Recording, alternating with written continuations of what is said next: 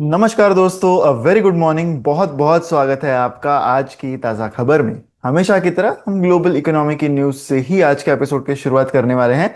लेकिन न्यूज़ शुरू करने से पहले मैं आपको फिर बता दूं कि हमारी वेबसाइट investindia.in पर हमारे प्रोडक्ट्स लाइक स्टॉकोमीटर, फंडोमीटर, मॉडल पोर्टफोलियोज पर आप 60% का डिस्काउंट पा सकते हैं। RED ये कूपन कोड आपको यूज करना है। तो मैं आशा करता हूं कि आप जरूर हमारी वेबसाइट को चेकआउट करेंगे। चलिए शुरू करते हैं ग्लोबल इकोनॉमी की न्यूज के साथ। सबसे पहले बात करते हुए ऑयल के प्राइसेस के बारे में। तो ऑयल के प्राइसेस कल 4% से घटते हुए दिखे जब एक स्टेटमेंट सामने आया फ्रॉम यूएस एनर्जी सेक्रेटरी, जिन्होंने ये कहा कि हॉर्मुज में शिप का जो ट्रैफिक है वो इंक्रीज हो रहा है, यानी बढ़ रहा है। ये जैसे उन्होंने कहा वैसे ही ऑयल के प्राइसेस काफी हद तक गिरते हुए नजर आए। तो यूएस के जो एनर्जी सेक्रेटरी है क्रिस राइट, इनका ये कहना था। इसके बाद ऑयल के प्राइसेस, अगर हम यूएस के क्रूड ऑयल के फ्यूचर्स की बात करें तो वो 3.7% से गिरते हुए दिखे कल, गोइंग टू ऑलमोस्ट $87 पर बैरल। ब्रेंट के जो फ्यूचर्स है वो भी गिरते हुए दिखे हैं। यूएस प्रेसिडेंट ट्रंप ने ये कहा है कि 2 दिन पहले की उनकी ये बात है कि deal with Tehran is still to reopen the Hormuz 2 और 3 डेज अवे। ये उनका कहना था, यानी 2 या 3 दिन में ये डील हो जाएगी, ऐसा उनका कहना था। As of now at the time that I am making this video ऐसी कोई डील अब तक हुई नहीं है। बट पिछले पिछले कुछ महीनों में हमने शायद 500-600 बार ये सुन लिया होगा कि US and Iran is close to making a deal. But as of now, there does not seem to be any such indication at the time that I am making the video. Trump ने ये repeatedly कहा है कि अभी भी they are very close to reopen the Hormuz because a deal with Iran is very close, but अब तक कोई मटेरियलाइजेशन नहीं हुआ है।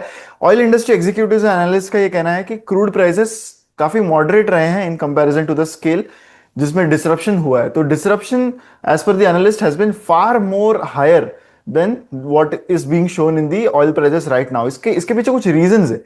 मेजर रीजन ये है कि oil industry executive are saying कि बहुत सारा जो स्टॉक पाइल है, बहुत सारे जो रिजर्व्स है ऑयल के, वो करंटली यूज हो रहे हैं। तो ये जो बफर क्रिएट किया गया था बाय द इंडस्ट्री या फिर by all the countries which stored this oil, वो करंटली बहुत ज्यादा काम आ रहा है। बट अगर सिचुएशन ऐसी ही रही और ज्यादा इंप्रूवमेंट नहीं आया सिचुएशन में, तो ये जो स्टॉक पाइल है, ये जो बफर है, वो धीरे धीरे कम होते जाएगा। और जैसे ये कम होगा तब और भी प्रेशर बढ़ सकता है ऑयल के प्राइसेस पर, अगर सिचुएशन नॉर्मल नहीं होती है तो। राइट। जीपी मॉर्गन के कुछ एनालिस्ट का कहना है कि बहुत सारे जो स्ट्रेट ऑफ हॉर्मुज है वहां से ऑलरेडी काफी सारा ऑयल पास हो रहा है, more than what is publicly visible. क्योंकि almost 2 million barrels per day जो है that might be getting out on tankers, जिनके ट्रांसपॉन्डर्स जो है वो स्विच ऑफ हो चुके हैं। तो एज पर JP Morgan, actually there is lot of traffic that is already going through strait of Hormuz right now. But कल जो डेवलपमेंट हुई ऑयल के प्राइसेस में, ऑयल के मार्केट्स में, जहां पर ऑयल के प्राइसेस थोड़े से करेक्ट हुए, they were mainly because of some official confirmation कि स्ट्रेट ऑफ हॉर्मुज जो है वो ऑलरेडी यूज होने लग चुका है। The key takeaway here is कि ऑयल प्राइसेस कूल हुए हैं इस होप में कि हॉर्मुज का ट्रैफिक सिचुएशन इंप्रूव हुआ है। लेकिन इन्वेस्टर्स को अभी भी कॉशियस रहना होगा, क्योंकि इन्वेंट्री ड्रॉडाउन अगर होते हैं, राइट, अगर क्रूड के इन्वेंट्रीज और गिरते जाते हैं, एंड हमें आगे पता है कि at the end of the year हमें पीक डिमांड देखने मिलती है, बिकॉज मेनली विंटर मंथ शुरू होते हैं जहां पर वेयर वेस्टर्न मार्केट्स जो है वहां पर पीक पावर डिमांड तब बढ़ने लगती है। तो तब ज्यादा ये महसूस होगा अगर तब तक सिचुएशन जो है वो अंडर कंट्रोल नहीं आई। तो इंडियन इकोनॉमी की बात करते हैं। सबसे पहले हमें बात करनी होगी यहाँ पर about the decline in imports of gold in India. Right. तो कल एक सीनियर गवर्नमेंट ऑफिशियल ने on the condition of anonymity ये कहा है कि काफी साइजेबल डिक्लाइन आया है इंडिया के गोल्ड के इंपोर्ट्स में after government impose the import duty. तो पिछले मंथ में हमने देखा कि गवर्नमेंट ने इंपोर्ट ड्यूटी लगाई है गोल्ड पे। तो ये जो ऑफिशियल है, इन्होंने कोई एग्जैक्ट फिगर शेयर किए बिना ये कहा है कि एक मेजर डिक्लाइन इंपोर्ट्स में दिखा है, जो एक्सपेक्टेड है कि वाइडन होगा sharply in FY27, mainly because of large import duties that have been posted by the government of India. इसके अलावा अब जैसा कि हम जानते हैं कि गोल्ड पर इंपोर्ट की ड्यूटी क्यों लगाई है, mainly because of the current account deficit. तो ऐसा एक्सपेक्टेड है कि FY27 में ये भी बढ़ेगा आगे, मेनली बिकॉज ऑफ क्रूड के प्राइसेस तो खैर इंडिया के कंट्रोल में नहीं है। राइट। तो जो स्टेप गवर्नमेंट ले सकता था वो यही लिए कि इन्होंने इंपोर्ट ड्यूटी जो है उस पर बढ़ा दी। अगर हम बाकी चीजें देखें कि इंडिया का जो करंट अकाउंट डेफिसिट है FY26 में वो आया है 0.6% ऑफ द जीडीपी, वो फ्लैट रहा है मोर और लेस। बट ये बढ़ना एक्सपेक्टेड है FY27 में, क्योंकि जो भी अनसर्टेनिटी हमें पिछले 3-4 महीनों में दिखी है, उसका मेन इफेक्ट तो FY27 में आएगा, ना कि FY26 में। सो अगर पिछले ऑफिशियल फिगर्स की अगर हम बात करें तो अप्रैल 2026 में जो इंडिया ने खर्च किए on non petroleum, non James and jewellery पर, राइट, तो वो इंपोर्ट्स अराउंड $45.87 बिलियन रहे, जबकि पिछले साल के सेम मंथ में यानी अप्रैल 2025 में ये $39.75 बिलियन से। तो अप्रैल 2026 में ऑलरेडी ये आंकड़ा बढ़ चुका है, mainly because of higher prices of gold, जिसकी वजह से ओवरऑल इंपोर्ट बिल इंडिया का ज्यादा रहा। The key takeaway here is कि लोअर गोल्ड इंपोर्ट्स की वजह से इंडिया को थोड़ी सी रिलीफ मिल सकती है, mainly in the current account deficit, लेकिन क्रूड के प्राइसेस ज्यादा बड़ा संकट जो है वो इस समय है, एंड ये एक बड़ी मैक्रो रिस्क FY27 के लिए रहेगी। स्टॉक वाइज न्यूज की बात करते हैं। सबसे पहले हमें यहां बात करनी होगी SBI के बारे में, which is joining some of the global banks to fund Sun Pharma's acquisition. तो सन फार्मा $12 बिलियन के प्राइस पर एक एक्विजिशन करने वाला है, जिसकी बात ऑलरेडी मार्केट को पता है कि it's a US listed company called Organon, right. तो इस एक्विजिशन के लिए सन फार्मा को लगने वाले हैं $12 बिलियन, एंड इसके लिए एक कंसोर्शियम ऑफ बैंक्स है, यानी अ ग्रुप ऑफ बैंक्स जो साथ में मिलकर ये पैसे जो है ना वो लेंड करते हैं। तो सन फार्मा को ये लेंड किए जाएंगे। इसमें अब SBI ज्वाइन कर रहा है, which is the country's largest bank by assets, and it is set to commit around $1 billion, लगभग 9 से 10 हजार करोड़ का जो लेंडिंग है वो SBI इसमें करेगा। ये प्रपोजल अभी भी it is pending for board approval right now. अगर ये अप्रूव होता है तो SBI ज्वाइन करेगा Citigroup, JP Morgan Chase and Mitsubishi as lenders, जो की फाइनेंसर्स है फॉर सन फार्मास डील जो अप्रैल में हुई थी। One of the biggest outbound transactions है बाय इंडियन कंपनी। ये जो मूव है ये क्यों सिग्निफिकेंट है? क्योंकि हाल ही में गवर्नमेंट ने अप्रूवल दिया है कि जो इंडिया के जो बैंक्स है वो एक्विजिशंस के लिए या फिर कॉर्पोरेट टेकओवर्स के लिए पैसे लेंड कर सकते हैं, वरना ये पहले अलाउड नहीं था। डोमेस्टिक बैंक्स को बार किया गया था फ्रॉम एंगेजिंग इनटू एक्टिविटीज जहां पर asset quality concerns, regulatory concerns, ये सारी चीजों की वजह से ये कंपनीज या फिर ये बैंक्स को अलाउड ही नहीं था कि वो ऐसे एक्विजिशंस जो है वो फंड कर सके। तो ऐसे में कंपनीज को क्या करना पड़ता था? उनको शैडो लेंडर्स के पास जाना पड़ता था, फॉरेन इंस्टीट्यूशंस के पास जाना पड़ता था, या फिर पब्लिक या प्राइवेट मार्केट से, इक्विटी मार्केट से उनको ये पैसा उठाना पड़ता था। तो ये नया ऑप्शन जो गवर्नमेंट ने अब बैंक्स को देना शुरू किया है, उसी का फायदा यहाँ पर SBI ले रहा है। तो ग्लोबल लेंडर्स जो है सन फार्मा के, वो यही देख रहे हैं कि मल्टीपल फाइनेंसिंग ऑप्शंस वो करंटली वे कर रहे हैं for the proposed acquisition of Organon. ये जो साइज है ऑफ SBI फंडिंग, ये दिखाता है कि अब एपेटाइट जो है, right, risk taking capacity for state run banks to fund acquisitions by Indian companies वो बढ़ेगी, right. In fact it can be a very good example कि SBI का ये जो फंडिंग है ये देख के may be all other banks might also follow the suit. SBI ने एक पार्टनरशिप फॉर्म की थी विथ MUFG जो जापानीज लेंडर है इन मार्च, जिसमें वो एक्सप्लोर करने वाले थे mergers and acquisition opportunities in the country. तो ये मूव ऐसे टाइम पर आ रहा है जब जापानीज बैंक्स जो है ना वो भी काफी ग्रेटर लेंथ को जा रहे हैं to tap deals in India's $4 trillion economy. So the key takeaway here is कि SBI का पॉसिबल पार्टिसिपेशन जो है in Sun Pharma's overseas acquisition and financing deal, ये सिग्नल करता है growing confidence among the Indian banks, and of course जो नया path अब बैंक्स को दिया गया है टू फंड एक्विजिशंस, उसी का यहाँ पर फायदा सन फार्मा भी यहाँ पर लेते हुए दिख रहा है। JSW इंफ्रास्ट्रक्चर के स्टॉक्स कल 5% से गेन होते हुए दिखे after the company has won a key Kolkata port container terminal project, right. तो ये जो टर्मिनल प्रोजेक्ट है that is at Syama Prasad Mookerjee port authority, SMPA जिसे कहते हैं। तो एक्सचेंज फाइलिंग में कंपनी का यही कहना था कि उनको लेटर ऑफ अवार्ड मिल चुका है इसके लिए for the integrated development of outer container terminal, जिसमें 2 बर्थ्स है और 5 बर्थ्स ऑलरेडी जो नेताजी सुभाष डॉक पे है, NSD पे, तो वो तो ऑलरेडी इनको मिल चुके हैं। ये जो प्रोजेक्ट है that is awarded on design, build, finance, operate and transfer basis पर, एंड ये PPP मॉडल से है। This is for a period of 30 years, concession period is 30 years। ये जो लेटेस्ट अवार्ड है this comes in addition to JSW Infra's earlier project for reconstruction of 8 berth and mechanisation of 7 and 8 berth जो NSD port पे कंपनी को इससे पहले मिला था। तो अब ये दोनों प्रोजेक्ट के साथ कंपनी का जो कंबाइंड कंटेनर कैपेसिटी है एट कोलकाता डॉक सिस्टम्स, वो भी एक्सपेक्टेड है to increase to 1.4 million TEUs। तो बाकी जो कंप्लीशन है बाकी आइडेंटिफाइड कंटेनर एक्सपेंशन प्रोजेक्ट का, तो इसके बाद इनकी टोटल कैपेसिटी 1.8 मिलियन टीईयूज तक हो जाएगी। कंपनी का ये कहना है कि जो प्रोजेक्ट है that is supported by strong cargo demand जो कोलकाता के मेट्रोपॉलिटन रीजन से आता है एंड वेल एस्टेब्लिश हिंटरलैंड, यहाँ पर इसकी कनेक्टिविटी है। ये जो डेवलपमेंट है that is also expected to help address capacity constraints and इससे टर्न अराउंड टाइम जो है वो भी एड्रेस होगा। The key takeaway here is कि कोलकाता पोर्ट प्रोजेक्ट से अब जेएसडब्ल्यू इंफ्रा का जो long term container capacity pipeline है वो काफी ज्यादा स्ट्रेंथन होता हुआ दिख रहा है एंड इसमें इनकी जो पोजीशन है as India port led logistics growth story वो भी यहाँ पर काफी स्ट्रांग होती हुई नजर आ रही है। The next news is about Dixon Technologies. Dixon has teamed up with a Taiwanese company to make telecom and data centre equipment in India. इस कंपनी का नाम है गेमटेक टेक्नोलॉजी जो एक ताइवानीज कंपनी है। तो ये जो जॉइंट वेंचर है that is for manufacturing optical transceivers, right, and BOSA modules करके एक टेक्निकल मॉड्यूल है। इसके अलावा और भी बाकी टेलीकॉम प्रोडक्ट्स भी मैन्युफैक्चर करेगी।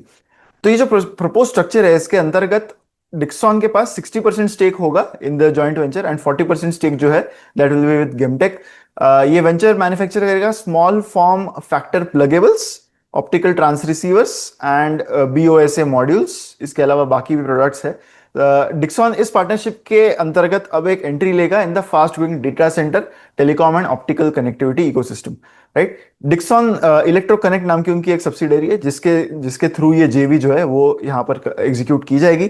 कंपनी का ये कहना है कि जो पार्टनरशिप है that aims to address the high demand for growing demand for high speed networking and data center infrastructure which is actually driven by AI right now, right?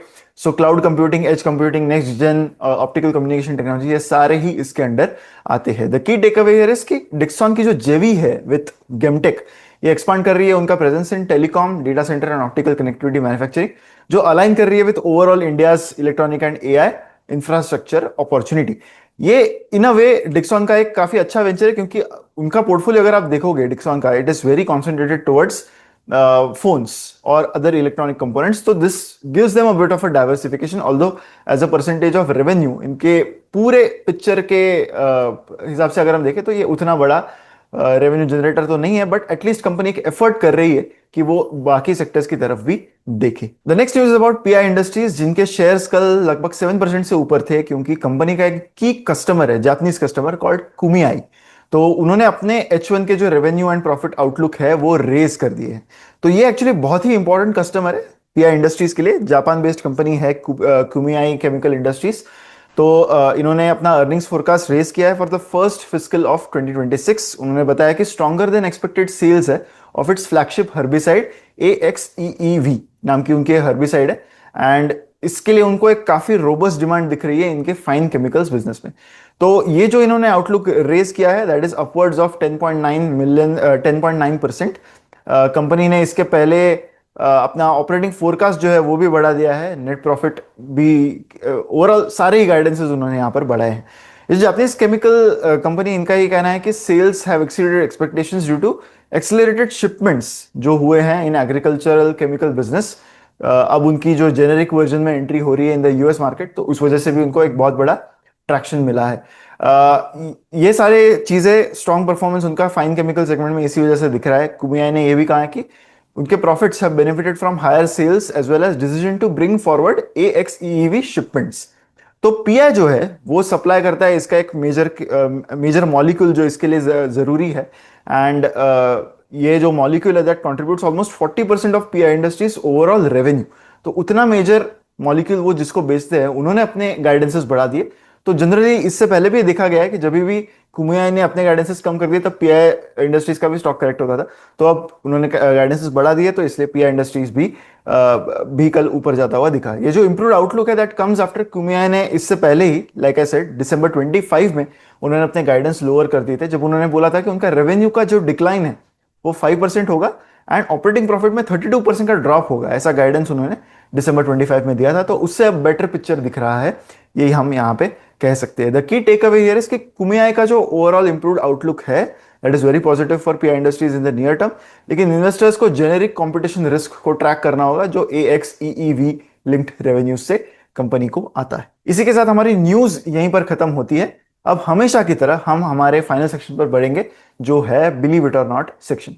तो 2 दिन पहले जेप्टो ने अपना जो DRHP है, draft red herring prospectus for the IPO, वो file कर दिया था। तो आपको काफी सारा एनालिसिस हर जगह पर अब दिखेगा अबाउट जेप्टोज IPO। अगर आप चाहते हैं कि इसमें हम भी एक वीडियो जल्दी जो है वो अपलोड करें about Zepto versus Zomato versus Swiggy, तो मुझे कमेंट्स में जरूर बताइएगा। Will try to get it live as soon as possible, क्योंकि काफी सारा डेटा अब जेप्टो की तरफ से आया है। 3 क्विक कॉमर्स इंडस्ट्री में जो बिजनेसेस लिस्टेड है, अब तीनों ही लिस्टेड होंगे कुछ समय बाद।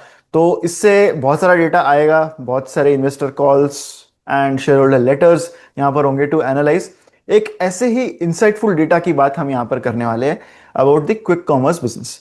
तो लाइक यू नो कि 3 मेजर प्लेयर्स हैं यहाँ पर, ऑल्दो अमेजॉन भी काफी कोशिश कर रहा है कि यहाँ पर एक बड़ा मार्केट शेयर वो भी ग्रैब करे। Reliance is also trying it through Jio Mart, but the main 3 players are of course Swiggy, Instamart, Blinkit and Zepto. तो ऐसा माना जाता है कि इंडिया में जो क्विक कॉमर्स का जो पायोनियर कंपनी रहा है, सबसे पहले जिन्होंने ये कंसेप्ट जो है वो ट्राई किया, that was Swiggy. Swiggy through their Instamart model, they were actually the first ones who were actually trying this when this model started gaining traction almost 3-4 years ago। तो अगर हम Q1 FY24 का data देखें and अब Q4 FY26 से compare करें, market share कितना बदला है, right? Like I said, Swiggy was kind of a pioneer here. तो 3 साल पहले अगर हम देखें तो स्विगी का यहां पर हाईएस्ट मार्केट शेयर था। इंस्टामार्ट का मार्केट शेयर 39% था, right? Blinkit was second at 36% and Zepto was third at 25%। अब चीजें बहुत चेंज हो गई है, डायनामिकली चेंज हो गई है, right? Every quarter consistently Instamart, Swiggy Instamart is actually losing their market share in the quick commerce segment, and Blinkit and Zepto both have been gaining it quite well, right? Latest quarter के numbers के हिसाब से अगर हम देखें by share of quarterly total monthly orders, right? Monthly orders किसके पास ज्यादा है उसके हिसाब से अगर हम देखें तो the highest market share is with Blinkit right now at 46%। Swiggy Instamart का जो मार्केट शेयर है वो सिर्फ 19% बचा है, जो 39% था 3 साल पहले, राइट? मार्केट भी काफी तेजी से ग्रो हुआ है एंड जो इनकम्बेंट प्लेयर्स है उसमें भी we have clearly seen that Blinkit and Zepto, they have been the most aggressive ones. Even Zepto has increased their market share from 25% to 35% over the last 3 years, whereas Blinkit has increased from 36 to 46% over the last 3 years. So in a way ये दिखाता है कि quick commerce segment में currently race किस तरह से चल रही है। एंड ये काफी काफी हद तक क्लियर था क्योंकि स्विगी तो लिस्टेड कंपनी है ऑलरेडी, एंड उनके नंबर से भी ये क्लियर हो रहा था कि somewhere they are currently losing that battle in terms of the quick commerce market, and we can see the ground that has been covered by the likes of Blinkit and Zepto. So that was our insightful data for the day, मैं कहूंगा, rather than believe it or not। मैं आशा करता हूं कि आप आज का ये वीडियो आपको अच्छा लगा होगा। अगर ऐसा है तो वीडियो को लाइक करना मत भूलिए एंड शेयर भी करें इस वीडियो को विद मैक्सिमम पीपल। चैनल को अब तक सब्सक्राइब नहीं किया है तो वो भी जरूर कीजिएगा। ऐसी वीडियोस के लिए हमारे चैनल पर बने रहें। And yes, don't forget to visit our website investydne.in, जहां पर products like Stockometer, model portfolios and Fundometer का आप सब्सक्रिप्शन ले सकते हैं रेड ये कूपन कोड यूज करने पर, क्योंकि ये कूपन कोड यूज करने पर आपको 60% का डिस्काउंट मिलेगा। तो ये अपॉर्चुनिटी मिस मत कीजिए। ऐसी वीडियोस के लिए हमारे चैनल पर बने रहे। मिलते हैं अगले वीडियो में। Thank you so much.